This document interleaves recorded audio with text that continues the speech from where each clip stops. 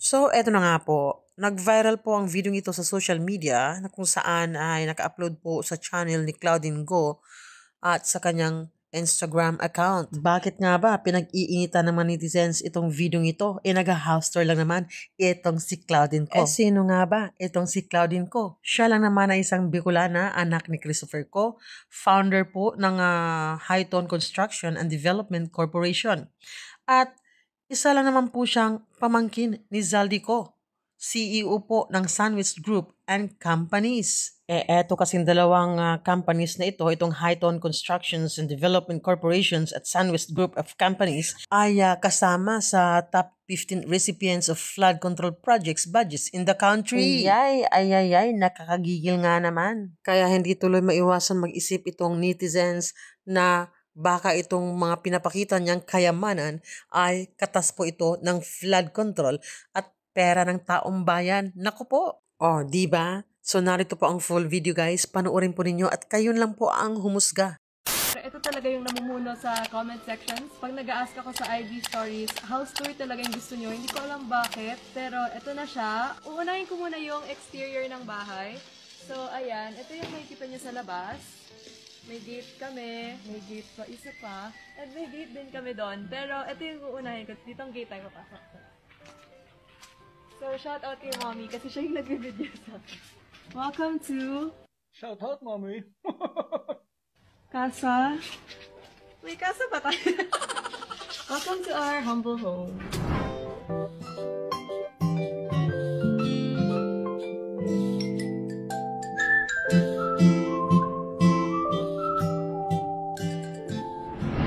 Pagkapasok nyo, ito agad yung makikita nyo, yung bahay namin, So ayan, sa right side, tinur ko na yan. Yan yung parang RV bus namin. Meron kami ditong statue ni Mama Mary. Diyan, minsan kami nag-rosary pag 6 p.m.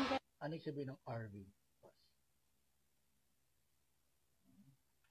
So ayan, dapat may Recreational vehicle.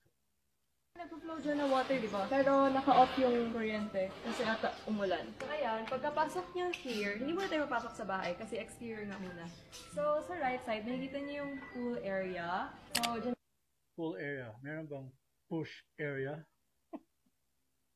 kami nagsiswim. Tapos may pa waterfalls din dyan, pero hindi naka-on. Ayan, nakikita Waterfalls. Meron bang water truth? yung mga stairs. May lumalabas din dyan na tubig. Tapos, ayan, may TV dapat dyan, pero I don't know kung nasa na yung TV. Sana? Sino kumuha?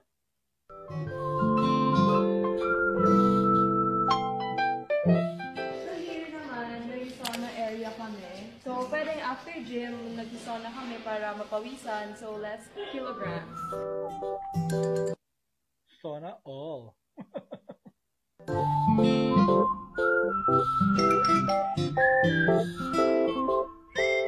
So, dito naman, meron kaming jacuzzi area. Minsan lang namin ito magamit. Usually, nagagamit lang namin ito kapag andyan yung friends or mga So, hindi na nagagamit kung wala silang friends or visitor? bisita, cousins, gano'n. So, ayan. Sana friends tayo para magamit natin yan, no? Nandito na yung gym. Ang laging gumagamit niyan, si Daddy lang, tsaka si Ano pangalan ng dad mo? Jim? Jim ko? Dichi. And ako minsan, pero nawalan ako ng motivation minsan. So, here's our gym. Nice. May TV pa rin, no? Gawin nila dyan, no? Ano? Dito sa gym namin, meron din ang sink, and may mirror, and kunyari, pag naiihi kayo, may malapit na CR, may CR dito sa loob. Pero hindi ko na ipapakita kasi parang ginawa na siyang stock room ng mga inflatables. Diyan naman nakalagay yung mga switch ng mga water fountains, ganon. May mga sa ilaw ng pool, nandyan yan sa loob. So medyo delikado dyan kasi baka makuryente kayo. Tapos ito pala guys, itong top na to, may bumubuhos din dyan na tubig. Pwede nyong i-on, tapos parang may umuulan effect. So dito pala sa may sauna area, may makikita ko yung mini garden, pero parang nakalbo na siya. So, yun yung Nakalbo na siya, parang ito. Dahil sa super init, ayan, medyo nawala na yung mga deals. Dito, meron din kami yung upuan para sa mga guests. Meron din kami bar area. Hindi naman namin ito laging nagagamit kasi pag umiinom kami ng relatives, dyan talaga kami sa loob. Pero ayan, may ginawa lang na bar area para if ever may pool party, pwede dito sa labas. Dito naman, sa left side, dito nyo, may foyer. So dito, kapag may mga bisita, Ganda, oh. Ganda. dito muna sila. Minsan dito kami nagbe-breakfast kapag hindi super init. Let's go sa garden. Yung hallway papuntang garden, para na siyang nagsasabi na, let's go to the woods. Kasi puro siya greens na dito, yung hallway. So ayan. So ito kasi guys, na part is office ni Daddy. So kung may bisita si Daddy, dyan muna sila sa second foyer. So ito na yung sinasabi kong second gate namin, or third gate. Ito kami Daming gate, no? usually pumapasok kasi dito yung cars pumapasok. Dito yung garage namin. So here's our garage. And Laki ng lote nyo. I believe ako sa 1,000 siguro. ayan, may nagpadala ng tubig. Thank you. Toyota family. So ayan, ito naman yung garden namin. Malaki na yung garden namin kasi before sa old house namin, wala kaming garden. Eh, yun yung gusto ng parents ko. Like, malaking garden talaga kasi for parties, for... Like, maganda kapag may malaking garden kasi may use mo talaga siya kapag may event. Meron na kayong trampoline kasi nagpabili niyan si Heart para daw tumalon-talon siya. Yung sa likod ng trampoline, ano yan, gazebo. So, every time may event kami dito, kunyari birthday ko, nag-ano kami dito ng mga tables, chairs, yung parang garden party, ganon. So ayan, itong part na to, may mga plants lang din. So nandyan yung mga bike ng mga kuya namin dito sa bahay. If napanood niyo yung camping vlog, alam niyo tong area na to. So dyan na part yung dirty kitchen, tsaka dyan din yung room nila ate, nila kuya, dyan paakyat. Hindi ko na i-video kasi baka nandun sila. So dito sa may parking area, may makikita kayong mga black gates. So yan, bodega yan, may mga stock room yan ng mga kung anek-anek. Ayan, hanggang doon. Anek.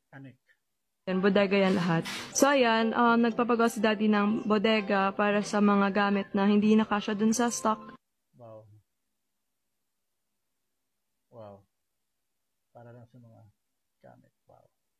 Room dun sa black na gate na pinakita ko. So, ayan, nasa medyo loob na tayo ng bahay. Hindi pa tayo nasa loob-loob. So, here is, dito nagpa-plancha sila ate. Ayan, may carpet lang dyan. Ang daming stuff. So, hindi ko na ipapakita. Basta dito yung plancha area. Here, next door is CR. Dito naliligo sila ate Joanne. May sarili silang CR dyan. Bango. Tapos, next door naman is pantry. Dito nakatago yung mga kailangan namin for baking. Andito rin yung mga plates for parties. Tapos, Pantry, saan yung pan 4 and pan 5? itong mga sako ng bigas, mga idodonate yan ng daddy ko. Tapos, ang dami din dito. Ayan. So, andito rin yung mga machines na bihira lang gamitin. So, here naman is our dirty kitchen. Di ba may minention akong dirty kitchen doon? Doon, dirty. Ito, dirty kitchen. So, ayan. Dito usually naghuhugas ng plates sila ate. Tapos, dito yung mga itlog. Para nagpa-breakfast kami, dito sila ate nagluluto. Diyan. So, ayan. So, may cabinets. Ito, meat slicer. Dito ni Ate Joanne pinagawa yung bacon na masarap. Meow, meow! Go away! So, ito, may freezer din kami kasi hindi na Bacon? Meron bang bake off? siya sa ref namin yung mga frozen stuff. Tinugasan. So guys, sa kabilang entrance na naman tayo. Para nahihilo kayo. Tara, pasok na tayo. So, ito na talaga. Welcome na talaga to our house. Maganda. Ganda. Pasok niyo sa aming main door. Makikita niyo ang aming living area, living room. So, usually dito kami talaga after kumain. Ang sarap talaga niya na couch na yan. As in, lahat ng nakakaupo dyan, nakakatulog kasi sobrang soft. Saan nabili yan?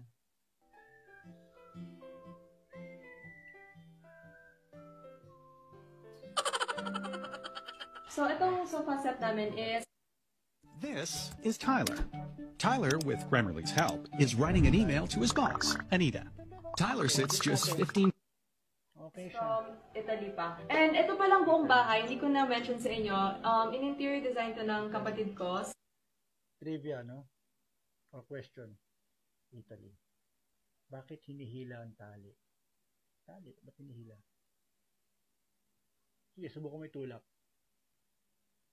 Si Achi Nika, yung pinakamatanda kong kapatid. Kasi interior designer din siya. So, siya nag-interior nitong bahay na to. Here's our living room. Ayan, nakikita nyo, may mga figurine. Elegant. So, ito, binili pa to sa Greece. Sobrang tagal dumating. Elegant.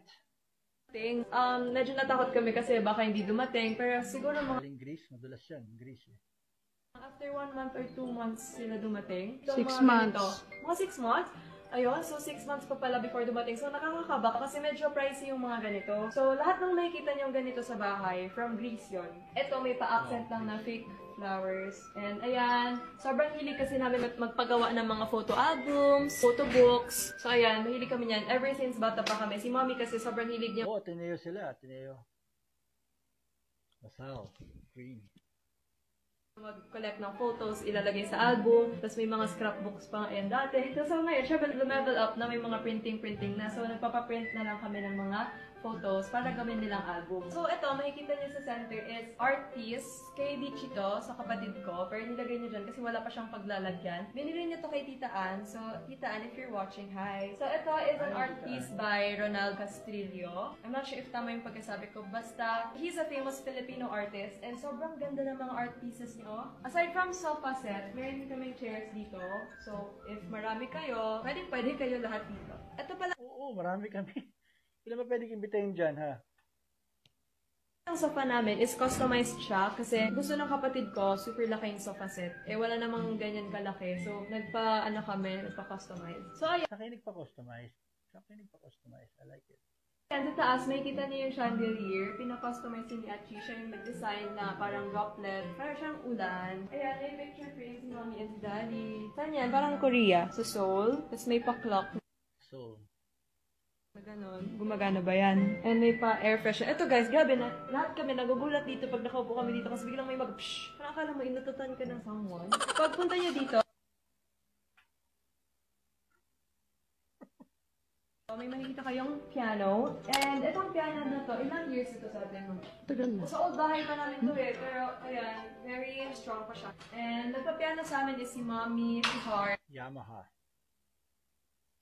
Ako, isa lang na piece yung naaalala ko talaga, like yung 1,000 Miles. Yun lang yung lagi kong piniplay. So ayan, meron din kami dyan na parang pa-flower effect. Actually, parang bar cart siya, no? Sayang.